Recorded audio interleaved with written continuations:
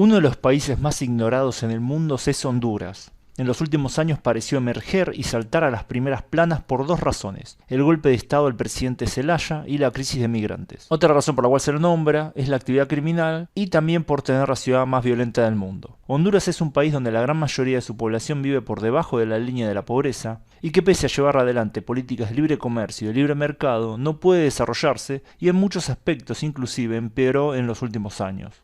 La pregunta es, ¿qué llevó a Honduras a ser un país pobre y violento? Y más importante que eso, ¿por qué se ignora a Honduras? No voy a dar respuestas simples o ideologizadas, primeramente veamos un panorama general. Honduras es una república presidencialista unitaria, geográficamente se encuentra en Centroamérica, es uno de los pocos países americanos que es bioceánico, su territorio está dividido en 18 departamentos, su capital es Tegucigalpa, pero su centro industrial es la ciudad de San Pedro Sula. El área más poblada del país es el oeste y el sur, mientras que el este está cubierto de selva, entonces es mucho menos poblado. Cuenta con una gran biodiversidad y bastantes áreas protegidas y parques nacionales. Tiene un gran potencial turístico, sea por las islas del Caribe, tales como Roatán, por las ruinas de Copán, las fortalezas españolas, algunas de las más antiguas de América. También están los atractivos naturales tales como las cuevas de Talgua. Pese a tener estas y muchas atracciones más, está en el último lugar en el número de turistas recibidos en la región centroamericana. Su economía tiene un perfil primario, dependiendo del sector agropecuario, la industria ligera y las remesas provenientes de los migrantes hondureños que se encuentran en Estados Unidos principalmente. No tiene una población muy grande, ya que apenas supera los 9 millones de personas. Entonces, si analizamos los datos superficialmente, Honduras debería ser un país relativamente sencillo de desarrollar.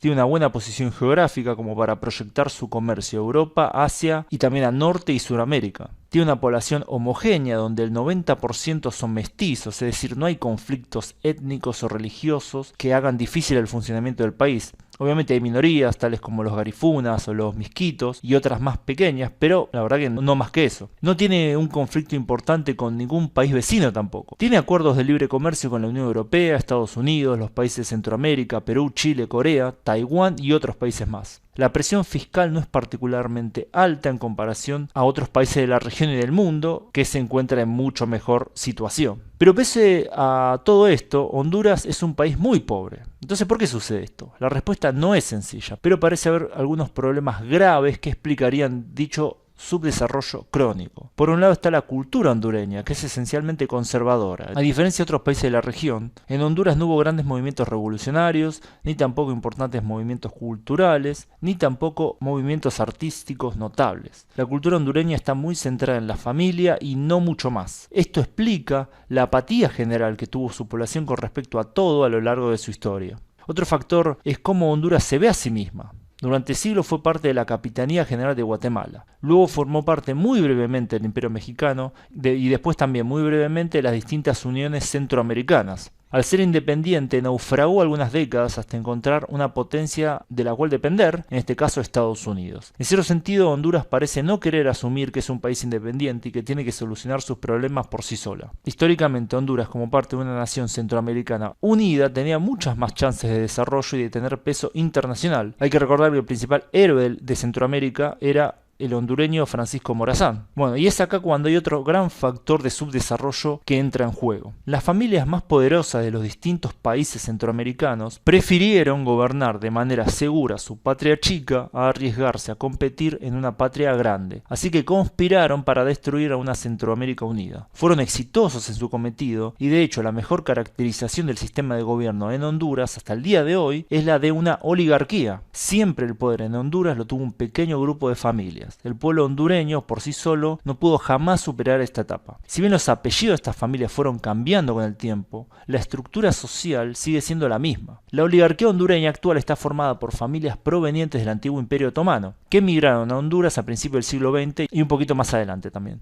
Apellidos tales como los Facusé, Laraj, Atala, los Nasser, los Cafie, Rosenthal y Goldstein, al que habría que sumarle a un pakistaní, que es el hombre más rico actualmente del país, Mohammad Yusuf Andani Bai. Se nacionalizó hondureño, no hay que decirlo. El crecimiento económico de estas y algunas otros pocos clanes es directamente proporcional al crecimiento de la pobreza de los hondureños. Esta oligarquía concentra las peores características de las oligarquías latinoamericanas. Busca la ganancia rápida y fácil, no invierte casi nada en su país, evade impuestos, su riqueza depende de industrias que no generan mucho trabajo, controlan los medios de comunicación, la justicia y la política, y como frutilla del postre también están involucradas en violencia estatal y paramilitar contra quienes se le oponen. Esta oligarquía gobernante es totalmente indiferente al destino de los hondureños. No le interesa el bienestar de este pueblo. Esto explica en gran parte el porqué de la ineficacia de la represión a las bandas criminales que operan impunemente en el país. No hay víctimas ricas del crimen en Honduras. Son todos pobres o a lo sumo de clase media.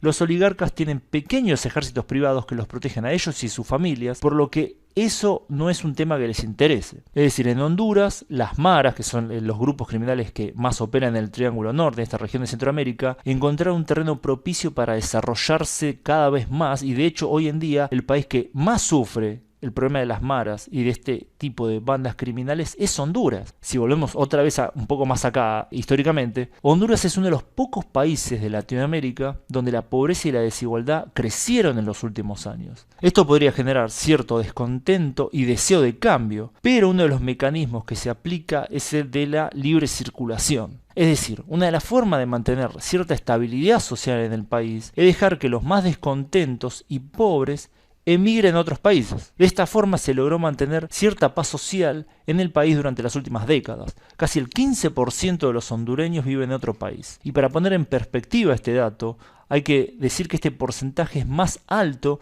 que el porcentaje de venezolanos que abandonaron su país. El panorama es malo. No hay perspectivas de cambio a corto plazo. Mientras la estructura político-económica no sufra cambios profundos, no hay razones para pensar que la situación en Honduras vaya a mejorar, sino todo lo contrario. Este país lamentablemente sigue siendo una banana republic. Bueno, este video me costó bastante hacerlo. No quería abordar a Honduras desde esta perspectiva. La verdad que quería abordarlo de una perspectiva más optimista. Busco los datos más objetivos posible. No puedo sacar otra conclusión en base a esos datos. No es mi opinión la que pongo acá. Es simplemente los datos. Son los datos de pobreza, los datos de desigualdad, los datos de crecimiento económico, los datos de violencia. Todo apunta a esto. Esta es la situación actual de Honduras, donde el crimen gobierna prácticamente grandes zonas del país, donde el sistema económico es increíblemente desigual, porque uno podría defender, y de hecho yo creo que en muchos países el sistema de libre comercio y libre empresa funciona exitosamente. En Honduras no. En Honduras lo que tenemos acá es una casta gobernante muy pequeñita que está entrelazada con la casta económica, con la casta más rica del país. Y donde cualquier atisbo de cambio social es aplastado sin ninguna contemplación. Entonces tenemos el peor de los dos mundos, donde no es solamente que es un país profundamente desigual y pobre, sino que también los pobres, aparte de sufrir esa pobreza, tienen que sufrir la violencia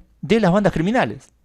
Entonces no es que la oligarquía hondureña, el grupo gobernante que tiene el poder en Honduras, garantiza a los pobres por lo menos cierta paz en su pobreza. No, existe la marginación económica, la explotación económica o la violencia. No hay una opción muy buena en Honduras para vivir hoy en día como un ciudadano común y corriente. Lo que hacen los hondureños es refugiarse en su cultura tradicional de centrarse en su familia y no involucrarse demasiado en los asuntos sociales del país. Hubo un intento de involucramiento que fue en el gobierno de Zelaya, pero bueno, fue sacado por los poderes fácticos de Honduras y ya está. Ese experimento fracasó, no tuvo la fuerza suficiente. No hay otra perspectiva de cambio a corto plazo, vuelvo a decirlo. Entonces bueno, Honduras por lo pronto es un país que está mal. La crisis de migrantes es otra de las aristas que tiene que ver con lo mal que está Honduras.